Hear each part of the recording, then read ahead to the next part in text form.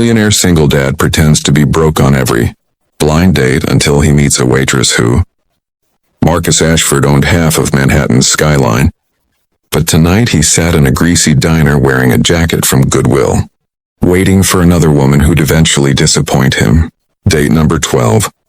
12 blind dates in 4 months. 12 women who'd arrived, excited to meet Mark, the aspiring photographer who drove a beat-up Honda. 12 women who'd suddenly remembered prior commitments once they realized his bank account matched his car. The door opened. A redhead in Louboutin click-clacked toward him, her smile bright until she saw his thrift store outfit. "Mark?" Her voice went flat. "That's me. I'm actually not feeling well." "Rain check?" She was already turning. Marcus didn't even bother responding. He just watched her designer heels flee toward a Tesla parked outside. "Another one bites the dust?" He looked up to find Elena Rodriguez, the evening waitress, refilling his water with a sympathetic smile. She'd witnessed this routine for months now. His parade of failed dates. His growing cynicism. "Is my desperation that obvious?" Marcus asked. "Only to someone who's been watching." Elena winked. "Pie on the house. You look like you need it." "You don't have to." "I want to." She returned moments later with apple pie, sliding into the booth across from him. Slow night. "Tell me what you're really looking for, Mark." Something about her directness disarmed him. Someone real. Someone who doesn't care about appearances or status or what I can buy them. "Then why do you keep meeting women through that expensive matchmaking service?" Elena tapped his phone where the Elite Connections app glowed. "I've seen that logo. My roommate used it. $5,000 to join." Marcus blinked. "How did you—" "I'm observant." She stood up as another customer signaled. "Maybe you're fishing in the wrong pond, Mark." Over the next 3 weeks, Marcus found himself returning to the diner without scheduled dates. Just him, his laptop, and Elena's easy conversation during her breaks. He learned she was 28, putting herself through art school while supporting her younger sister. That she'd grown up in the Bronx. That her father had been a taxi driver who died when she was 19, leaving her to raise Sophia alone. "Why art school?" Marcus asked one evening. "Because I'm good at seeing what others miss," Elena said, sketching on her order pad. "People hide themselves. Their real selves. But everyone has tells." She turned the pad around. She'd drawn him, not the shabby clothes or cheap watch, but something in his eyes. A loneliness that looked familiar. "That's—" Marcus couldn't finish. "The real you?" Elena's eyes held his. "Yeah, I thought so." That night, Marcus went home to his penthouse and stared at the drawing. She'd seen him. Actually seen him. And she had no idea who he really was. The next day, he hired a private investigator. Not to spy, he needed to know if Elena was playing him too. If somehow she knew. The report came back clean. Elena Rodriguez, exactly who she claimed to be. Student loans, 2 jobs, raising her sister in a rent-controlled apartment in Queens. No connections to his world. No possible way of knowing that Mark was Marcus Ashford, CEO of Ashford Technologies, worth $2.3 billion. Marcus felt something unfamiliar, hope. 2 weeks later, Elena rushed past his booth without acknowledgement. Her eyes were swollen from crying. "Elena?" He caught her wrist gently. "What's wrong?" "I can't, I'm working, Mark." But her voice shattered. "Talk to me." She collapsed into the booth, words tumbling out. Sophia, her 17-year-old sister, had been accepted to Princeton, full academic scholarship. But there were fees, deposits, housing costs the scholarship didn't cover. $28,000 they didn't have. "She's so smart, Mark, smarter than anyone I know." "This is her shot to escape, to have the life I couldn't give her. And I'm going to have to tell her no because I'm short." $28,000. Elena's hands trembled.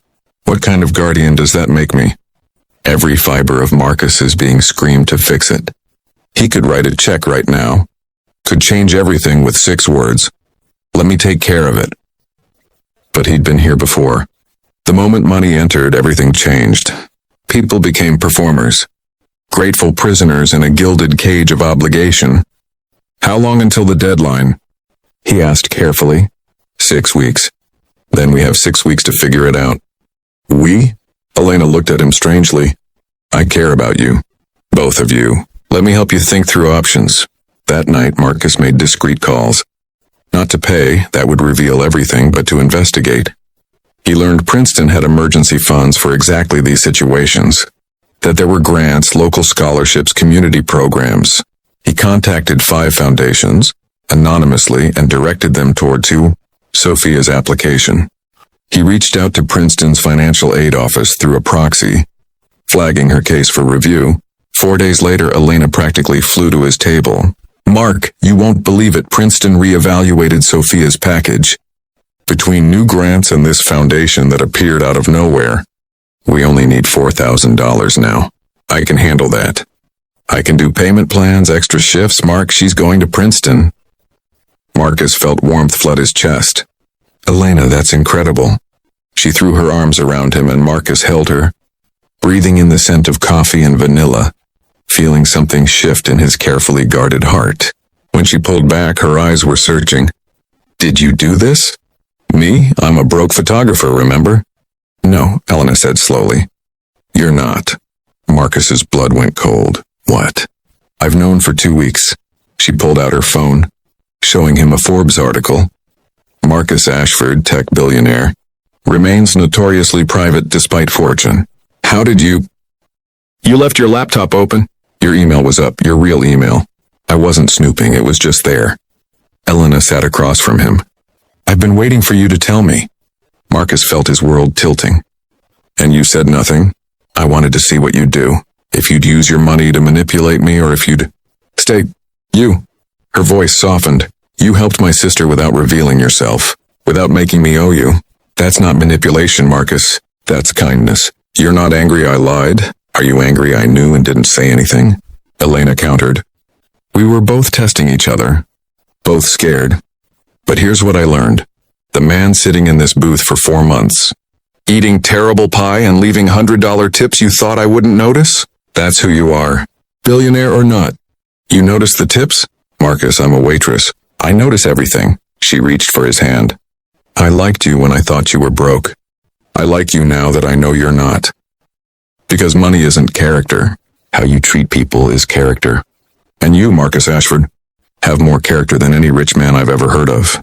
Most people change when they know. Most people aren't me. Elena squeezed his hand. My shift ends in 20 minutes. Want to go somewhere that doesn't smell like frying oil? Maybe somewhere honest? Where you can be yourself. And I can stop pretending I don't know you own the building we're sitting in? Marcus laughed, really laughed for the first time in months. I don't own this building. You don't? No.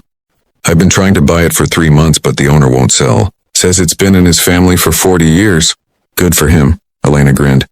Some things aren't for sale. No, Marcus agreed, looking at her. Some things aren't. 20 minutes later, they walked out of the diner together. Marcus's driver, who he'd been hiding for months, waited at the corner, and Elena laughed when she saw him. How long has he been parking around the corner? Since day 1. I told him to stay out of sight.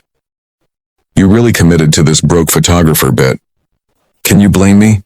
Marcus helped her into the car. Everyone I've ever dated wanted my wallet, not me. I want both, Elena said honestly. I want the man who sat in a diner for 4 months eating bad pie. And yeah, I want the man who helped my sister without needing credit for it. They're the same person, Marcus. You just needed someone to see that. 6 months later, Marcus proposed in that corner booth at the diner. He'd bought the building, not from the owner who wouldn't sell, but from the bank when it foreclosed, then immediately sold it back to the original owner for $1 with the condition it'd stay in his family. Elena said yes before he finished asking. A year after that, they married in a small ceremony that mixed tech moguls with art students, billionaires with waitresses. Sophia gave Elena away wearing her Princeton hoodie. At the reception, Elena's maid of honor asked the question everyone wondered. How did you know he was the one? Elena looked across the room at her husband, who was laughing with her sister about something. completely at ease.